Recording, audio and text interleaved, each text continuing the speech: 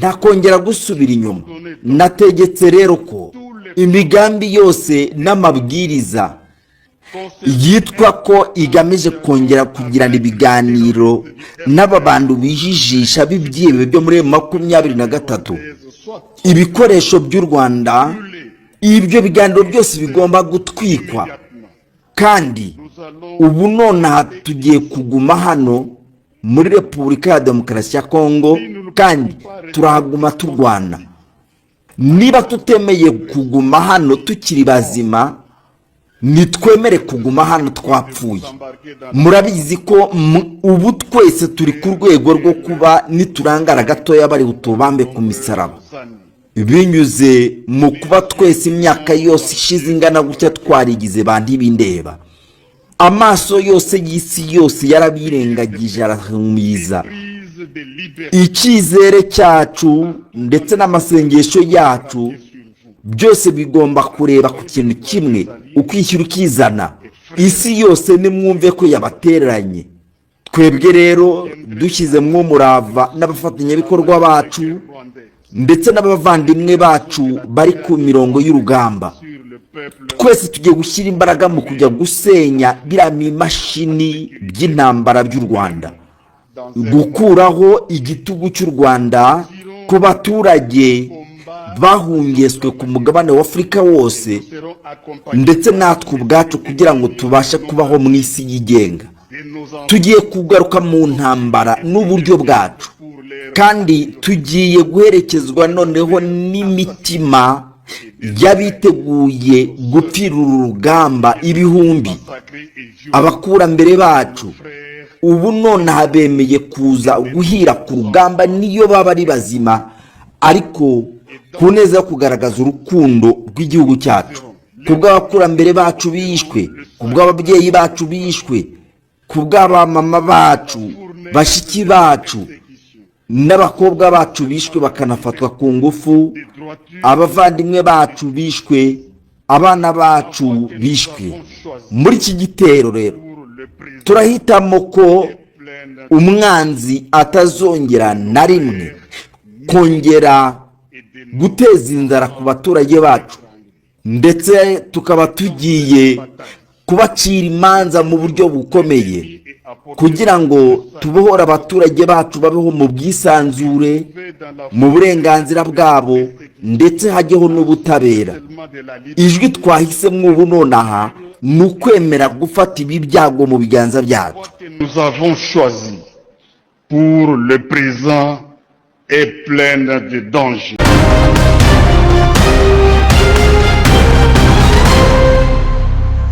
Ndatanga ijambo kuhagarariye Leta Zunze Ubumwe za Amerika.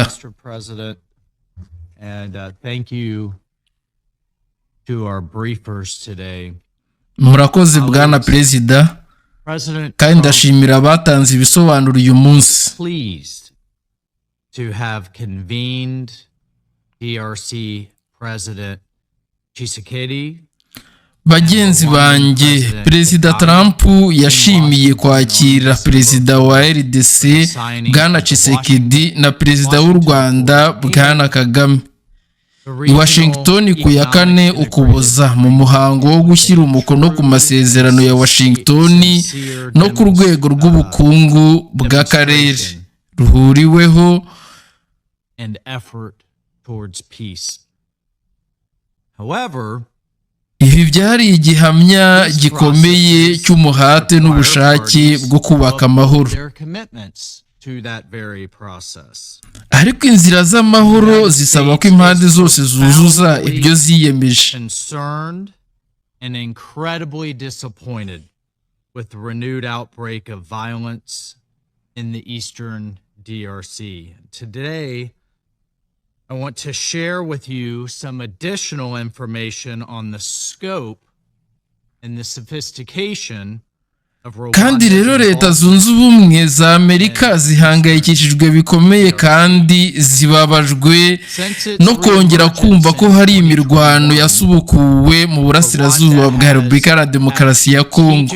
Control of its proxy armed group M23 uyu munsi ndashaka kubasangiza andi makuru yerekeye uburemere n'uburyo buhambaye bw'uruhare rw'u Rwanda rukomeje kugira mu burasirazuba bwa RDC uhereye muri 2021 ubwo rwongera kwinjira muri uyu mubano u Rwanda rufite ububasha bw'igisirikare n'ubwa politike ku mutwe w'ingabo zishamikiyeho M23 ndetse no ku mugambi wawo wa politike Alliance Fleuve Congo rikoresha izina M23 na AFC mu kugera ku ntego zarwo za geopolitike no mu burasirazuba bwa RDC.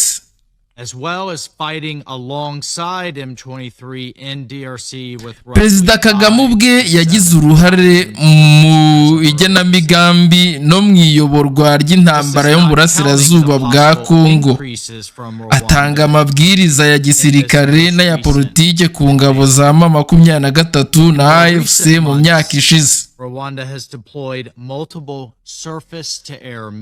Ingabo z'u Rwanda RDF zatangiye guha M23 ibikoresho bya gisirikare, ubwikorezi n'amahugurwa ndetse zinarwanira iruhande mu butaka bwa Congo. Zigera hagati y'ibihumbi 5 kugera ibihumbi 7 mu ntangiriro z'Ukuboza. Ibi ntibirimo rero uko bishobora kuba byiyongereye mu gihe cy'iki gitero gishya. Mu mezi aheruka u Rwanda rwinjiye mu burasirazuba bwa Congo ibikoresho bikomeye n'ibigezweho bya gisirikare birimo misile zihanura indege n'ibindi bikoresho bikomeye bigamije gufasha M23. U Rwanda na M23 batangije igitero cyabo cyo gufata Uvira mu mpera z'iki cyumweru gishize. Ingabo z'u Rwanda zikorana bya hafi n'ingabo za M23 ku mirongo y'intambara. Byongeye hari raporo zizewe zerekana uko drone ziturikira zikoreshwa cyane ndetse n'ubwiyongere bw'imiterere y'ibisasu bikomeye bikoreshejwe na M23 n'u Rwanda. Harimo rero n'ibitero byambutse umupaka bigeze mu Burundi. Ahubwo aho twari tumaze kubona intambwe y'amahoro muri iyi minsi ishize ku buyobozi bwa Perezida Trump, u Rwanda ruri kuyobora akarere mu mishyamirano ikomeye no mu kaga nk'intambara. Mu rwego rw'ibyo u Rwanda rwiyemeje mu masezerano ya Washington, duhangayikishijwe cyane n'uko ingabo z'u Rwanda zikomeza kuba ku butaka bwa Congo mu gufasha M23, kandi tuzakoresha ibikoresho byose dufite mu kujya mu kiganza cyacu kugira ngo duhashye ababurizamo amahoro. Dusaba u Rwanda kubahiriza ibyo rwemeye no kwemera uburenganzira bwa leta ya Congo bwo kurengera ubutaka bwayo, ndetse no mu kwemeza uburenganzira bwayo bwemewe n'amategeko bwo gutumira ingabo z'u Burundi ku butaka bwayo. Turi kuganira n'impande zose kugira ngo twirinde imirwano ikomeye kwiyongera, harimo no kurwanya amagambo y'urwango rwibasira abatutsi. Mu gihe iri nama rero iri mu biganiro byerekeye kongera manda ya MONUSCO, Leta Zunze Ubumwe za Amerika zirashaka kwemeza ko iyi komisiyo ifite ubushobozi bwo gushyigikira amasezerano ya Doha n'aya Washington. Twibanda kuba impande zose zifite inshingano zikomeye zo kuyashyira mu bikorwa. Turasaba n'abanyamuryango b'iyi nama kudushyigikira muri ibi biganiro. Ubushobozi bwa MONUSCO bwo gutanga ibisubizo bushingiye ku bushobozi bwayo bwo kongera nta nkomyi kwihaza mu bikenewe no gushyira mu bikorwa manda yayo nta kibangamye, kandi kuba ingabo za Loni zugarijwe n'ingabo zishyigikiwe n'igihugu kigize Loni ndetse gifite uruhare mu kohereza ingabo mu butumwa bw'amahoro ni ibintu biteye agahinda kandi bihabanye n'indangagaciro zabyo. Kubera igihe kinini M23 imaze igose MONUSCO, ubushobozi bwayo bwo gukora neza no kwinjira no gusohoka mu mujyi wa Goma bwarahungabanye nk'uko byavuzwe n'intumwa zitandukanye uyu munsi. U Rwanda narwo rukomeje kohereza misile zihanura indege ndetse rukora ibikorwa bya spoofing na jamming byahagaritse burundu indege za MONUSCO. Ni gute MONUSCO yashobora kurangiza inshingano zayo muri ubu buryo?